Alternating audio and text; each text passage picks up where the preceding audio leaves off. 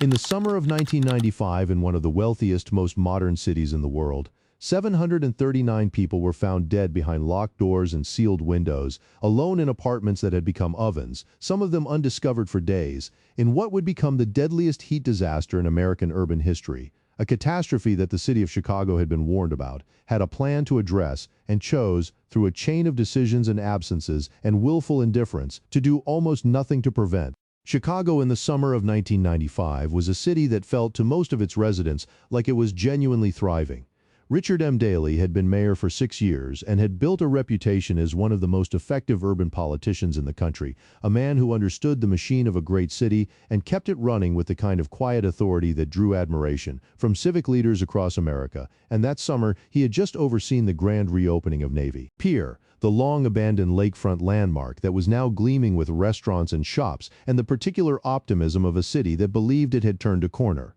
The economy was strong, the skyline was growing, and life in Chicago in early July felt ordinary and good in the way that summer in a prosperous city is supposed to feel, with families at the lakefront and the White Sox playing ball and tourists discovering the new attractions along the waterfront, none of which gave any indication that within a matter of days the city would face something its leadership was entirely unprepared to handle. On a Wednesday, the temperature climbed into the high 90s, and the National Weather Service issued what it called a heat advisory at 3:30 in the afternoon, the kind of cautionary notice that gets noted briefly between the weather segment and the sports scores and then forgotten. While Mayor Daley attended a ribbon-cutting ceremony that same afternoon, shook hands, smiled for the cameras, and that evening left for his vacation home in Grand Beach, Michigan, joined in his absence by the health commissioner, the fire commissioner who oversaw the city's paramedics, and most of the senior leadership of a city that had looked at the forecast and concluded it was facing nothing more than a hot week. What was actually moving toward Chicago was something the city's institutions had never been asked to confront at this scale,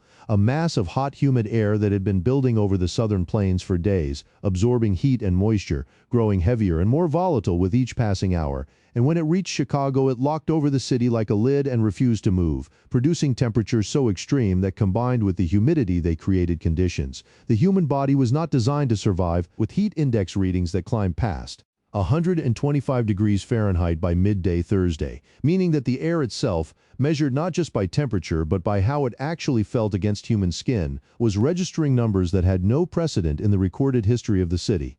The city's built environment made everything worse in ways that City Hall had never prepared for, and most residents had no way to anticipate, because Chicago's streets and parking lots and flat tar rooftops and brick apartment buildings had been absorbing heat all day, and at night, instead of releasing that heat into a cooler atmosphere the way open land does, the city radiated it back outward through every surface, so that the air between buildings stayed hot. The walls of apartments stayed hot, the floors stayed hot, and on Thursday night the temperature in Chicago barely dropped below 80 degrees, which meant the body, which heals itself from the damage of extreme heat during the cooler night hours, never got the recovery it needed, and Friday came hotter than Thursday, and the roads began to crack under the pressure, and railway tracks buckled, and firefighters were dispatched not to fires, but to the city's drawbridges over the Chicago River to hose down the metal mechanisms and prevent them from seizing shut in the heat, and residents tore open fire hydrants on block after block until the water pressure across entire neighborhoods dropped to almost nothing,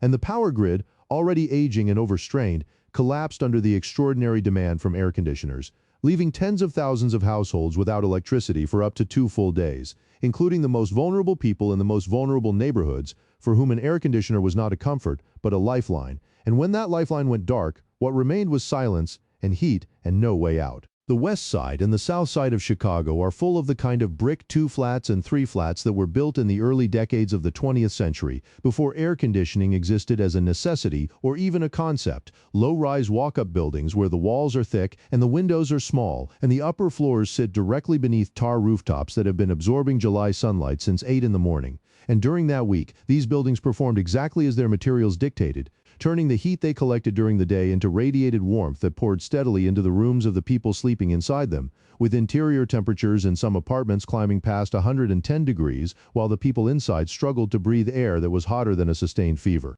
The process by which extreme heat kills a person is gradual enough that it is often not recognized until it is too late, beginning with thirst and dizziness and a growing confusion that impairs judgment precisely at the moment when good judgment is most needed, before the body's primary cooling mechanism, which is sweating, begins to fail because the surrounding air is already so saturated with moisture that sweat cannot evaporate, and the cooling effect it is supposed to create simply does not happen, at which point the body's core temperature begins to climb without any mechanism to bring it back down, placing enormous strain on the heart as it tries to compensate, while organs that depend on stable internal conditions begin to deteriorate, and the brain, which is particularly sensitive to heat, starts to swell, and for an elderly person managing diabetes or heart disease or kidney failure, the whole sequence accelerates in ways that leave almost no window for intervention, and it happens silently, without any of the visible drama that might attract a neighbor's attention. Just a person who was alive in the morning and was not alive when someone finally thought to check. The detail that recurs in every account of that week, the detail that is perhaps the most painful to sit with, is the nailed windows,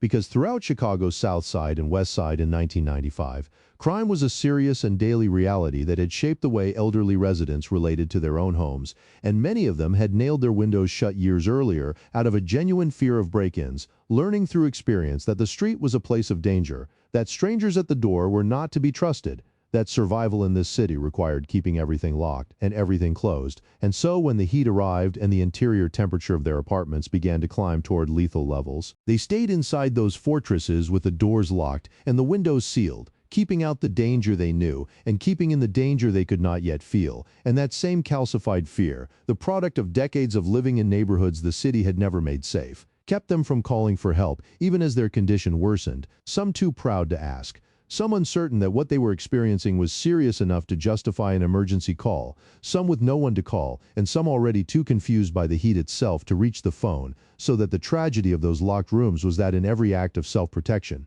those people had placed themselves beyond anyone's reach. The Cook County Medical Examiner's Office was the first institution in Chicago to understand what was happening, and it understood through the simplest and most brutal form of evidence the bodies that began arriving in numbers that had no precedent in its history. Dr. Edmund Donahue, who had run the office for nearly 2 decades and had seen the aftermath of plane crashes and mass casualty events, received a call on Friday evening telling him his office had 40 cases scheduled for the following morning, more than twice the normal daily volume. And when he arrived the next day, there were already 85, filling every one of the 222 storage bays, with 15 pathologists performing autopsies wherever space could be found, including in the hallways, until by late afternoon refrigerated trucks, borrowed from a nearby meatpacking company, began pulling into the parking lot with their steel doors open, and eventually 10 of those trucks would be parked outside the Cook County morgue, while police vehicles and ambulances queued in the street to deliver one body after another, a scene that Donahue would later describe as something nothing in the history of his office had prepared him for, not even the crash of a commercial airliner at O'Hare 16 years earlier, because that had been a single violent moment. And this was something else entirely, something accumulating and invisible, dying without sound in the apartments of a city that did not yet know it was in crisis. What the death records revealed was a portrait of exactly who Chicago had abandoned long before the temperature rose, because 73% of those who died were over the age of 65. More than half lived on the West Side and the South Side. They were overwhelmingly poor and overwhelmingly alone, and they were disproportionately black, killed at a rate 1.5 times higher than white Chicagoans, while men died at twice the rate of women in a pattern so consistent across every demographic variable that it could not be explained by weather alone, since the heat was the same over the entire city, and yet the dying was concentrated with a precision that pointed directly at the social geography of Chicago rather than at the meteorological event. The clearest illustration of this sits in 2 neighborhoods on the city's west side, North Lawndale and Little Village, which in the summer of 1995 were adjacent communities separated by a few city blocks, both poor, both with significant elderly populations, both with residents living alone, sitting under the same sky and the same heat index, and yet North Lawndale recorded 40 heat-related deaths per 100,000 residents, while Little Village recorded 4, a tenfold difference that the temperature alone cannot explain. North Lawndale had been a functioning working-class neighborhood with factories and shops and churches that anchored community life, but the decades following the Second World War brought a wave of deindustrialization and population flight that stripped the neighborhood of everything that had made it livable. so that by the time the heat wave arrived, it had lost more than half its population compared to 2 decades earlier, leaving behind a landscape of empty lots and boarded storefronts and streets that were quiet at all hours, not because people had chosen calm but because the neighborhood had been hollowed out and the people who remained were concentrated in a kind of enforced solitude, their social world reduced to their apartment walls and a TV screen, with no reason to go outside and every reason to fear it, so that when the heat came and bodies began to overheat in sealed apartments on the upper floors of brick buildings, there was no one on those streets to notice, no neighbor close enough to knock, no shopkeeper watching the door, no informal web of human attention to catch what was falling.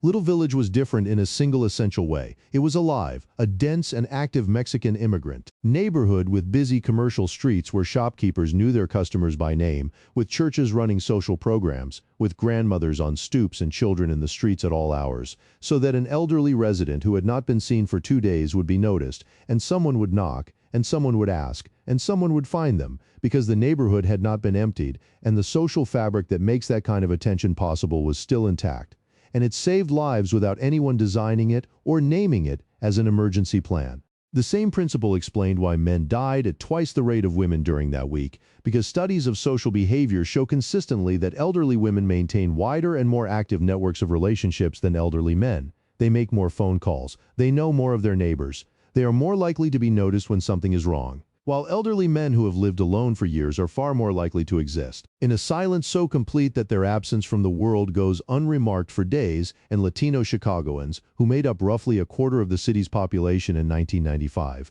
accounted for only 2% of the heat wave deaths, a number that more than any other statistic from that week makes clear that the people who survived were not simply the wealthiest or the healthiest or the most physically robust, but the ones who were known by someone, which turned out to be the only thing that mattered. While the morgue filled and the ambulances queued and the hospitals began to exceed their capacity, the emergency management system of Chicago was failing in a way that would later be studied as one of the most complete institutional collapses in the history of American urban governance. Not the failure of a single person or a single decision, but a cascading breakdown of a system that had no one at its center, with both the awareness of what was happening and the authority to do something about it.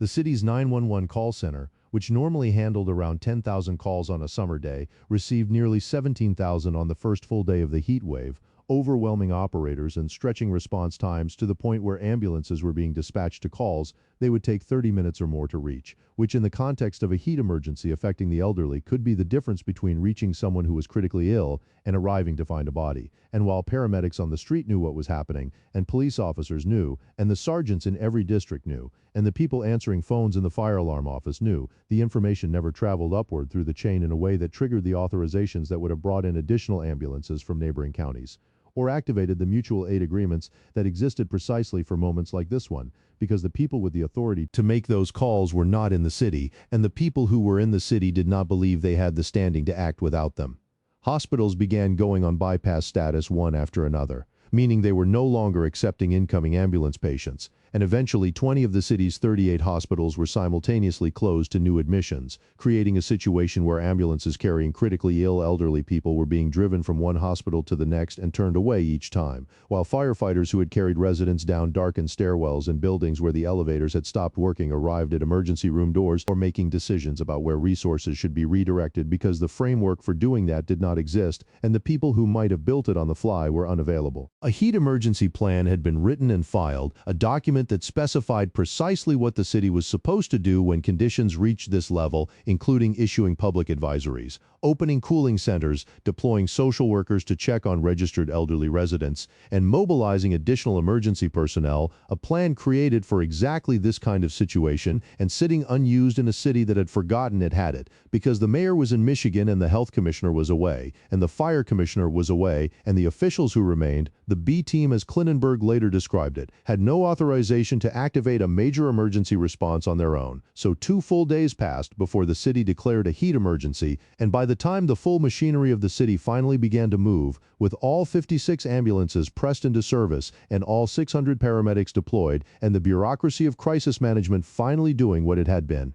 built to do, most of the people who needed it had already been found in the condition they were found in, and the machinery that arrived on day 4 was the machinery that should have been in motion on day 1. What came from City Hall was not not a reckoning with what had happened, but a carefully managed performance of composure designed to ensure that the full weight of institutional failure never settled on the administration that had presided over it. At a press conference while the crisis was still at its peak, the mayor stood before the cameras and said that it was hot, very hot, that they had broken records, that everyone had their little problems, but that no one should blow things out of proportion, that it was a crisis but that it was hot everywhere and everyone walked out in it, and that Chicago went to extremes, and that was why people loved Chicago, a statement that was not simply callous, but was a precise expression of how City Hall had classified the event from the beginning, as weather, as the kind of extreme condition that Chicagoans endured and recovered from the way they endured blizzards and cold snaps, natural and temporary and equalized, something that hit everyone the same way and from which everyone would eventually emerge, a framing that required ignoring entirely the fact that the people dying were not the people who attended press conferences or walked the lakefront or had summer homes in Michigan,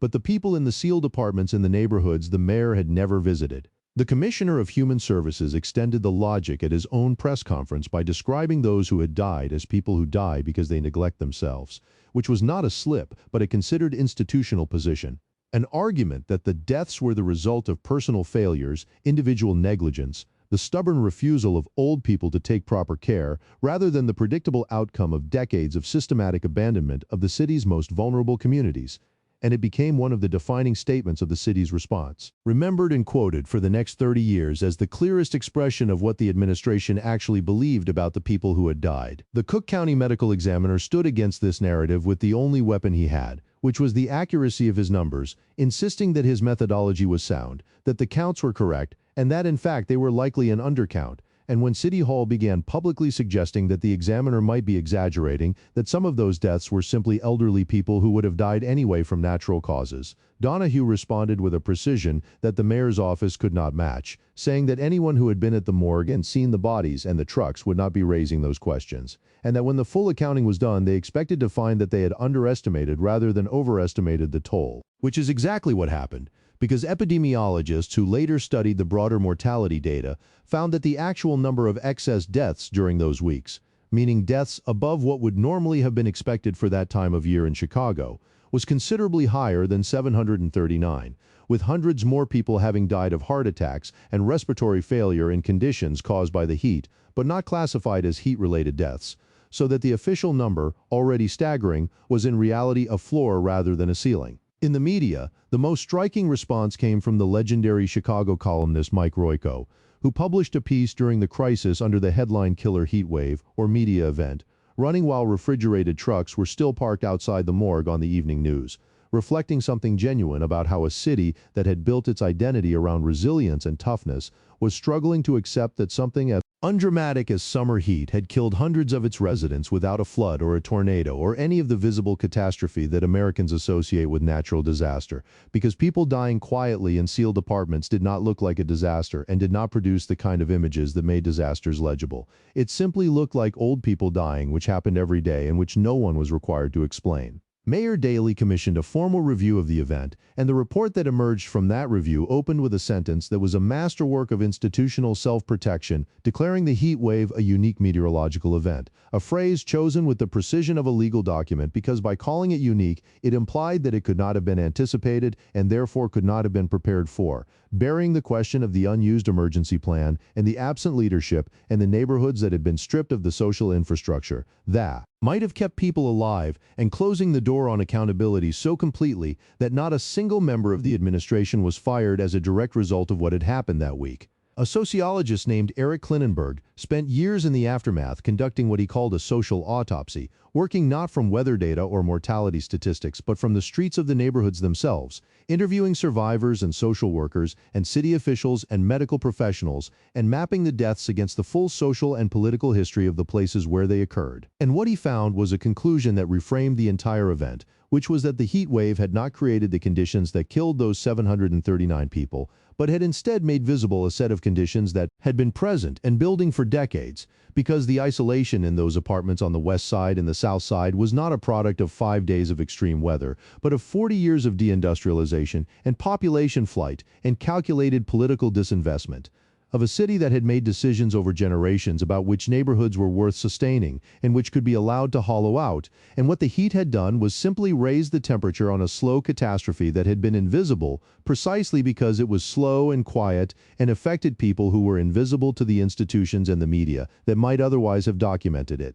Klinenberg's argument was not that Chicago needed better air conditioning infrastructure, though it did, but that the fundamental protection against this kind of disaster was the presence of community itself, the existence of streets where people were regularly visible to each other, of shops where a familiar face, not a, might have kept people alive, and closing the door on accountability so completely that not a single member of the administration was fired as a direct result of what had happened that week. A sociologist named Eric Klinenberg spent years in the aftermath conducting what he called a social autopsy, working not from weather data or mortality statistics but from the streets of the neighborhoods themselves, interviewing survivors and social workers and city officials and medical professionals, and mapping the deaths against the full social and political history of the places where they occurred. And what he found was a conclusion that reframed the entire event, which was that the heat wave had not created the conditions that killed those 739 people, but had instead made visible a set of conditions that had been present and building for decades, because the isolation in those apartments on the west side and the south side was not a product of 5 days of extreme weather,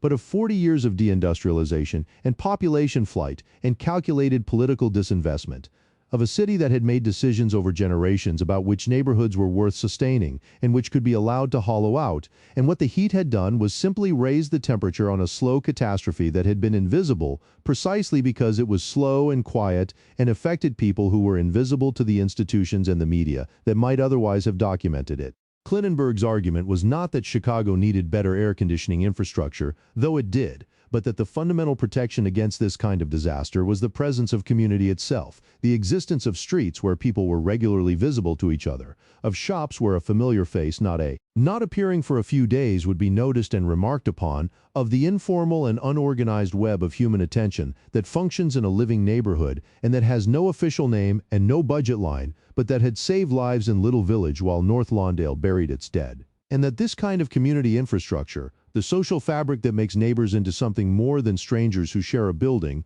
was not a luxury or a cultural quality, but something closer to a physical resource, as essential to survival under certain conditions as clean water or functioning electricity, and that when it was allowed to collapse through decades of neglect and disinvestment, the results were not visible in peacetime, but became catastrophically visible the moment conditions became extreme. The city did respond with genuine and lasting institutional changes, creating the Chicago Office of Emergency Management and Communications in the months immediately following the disaster, formalizing heat warning systems with automatic thresholds that would trigger responses without requiring a decision from a vacationing mayor, establishing cooling centers at libraries and police stations and community centers with transportation available for those who could not get there independently, and building protocols for door-to-door wellness checks on registered vulnerable residents. And these changes were tested 4 years later when another brutal heat wave arrived and the city activated its emergency systems on the first day rather than the fourth, opening centers and deploying workers and issuing advisories through every available channel. And that summer, 103 people died, still too many but a fraction of the earlier catastrophe, which suggested the institutional lessons had been absorbed. And yet the deeper pattern proved more resistant to change, because the 103 people who died in that second heat wave were still, overwhelmingly, the same people who had died in the first one, elderly and isolated and poor, and concentrated on the south and west sides, still sometimes refusing to open their doors to city workers whose offer of help they had no framework for trusting, still living in neighborhoods where the social fabric remained thin because the conditions that had thinned it, the segregation and the disinvestment and the chronic withdrawal of public resources from the communities that needed them most, had not been addressed by the creation of an emergency management office. And Klinenberg observed, with a precision more damning than any accusation, that Chicago had learned how to manage the acute emergency, but had done almost nothing to address the chronic conditions that made the emergency so lethal in the first place. And those conditions persisted into the following decades, as documented and known and mapped as they had ever been, with the same neighborhoods carrying the same accumulated vulnerabilities through every crisis that followed. What the 1995 Chicago heat wave makes permanently clear is that the most preventable disasters are rarely the ones that arrive without warning, and this one had arrived with every warning available. The meteorologists had tracked the system more than a week in advance. The social geography of vulnerability had been documented and studied for years. The emergency plan was written and filed and ready, and the city had everything it needed to act except the political will to treat the people who were about to die as people whose lives demanded the same urgency as any other constituencies, so that 739 people died in 5 days in a prosperous American city in the middle of summer. Most of them old, most of them poor, most of them black, most of them alone in locked apartments that became their tombs, while the institutions responsible for their safety were either absent or busy managing the optics of the event, rather than the event itself. And the question the summer of 1995 left open for every city in the world is not a meteorological one but a moral one, because the heat was not the cause of what happened in Chicago that July. It was only the condition under which what had already happened was finally made visible, and what had already happened was that a city had decided through 1,000 policy choices and political priorities accumulated over decades that certain of its residents did not need to be seen. And when the temperature rose high enough, that invisibility became a sentence.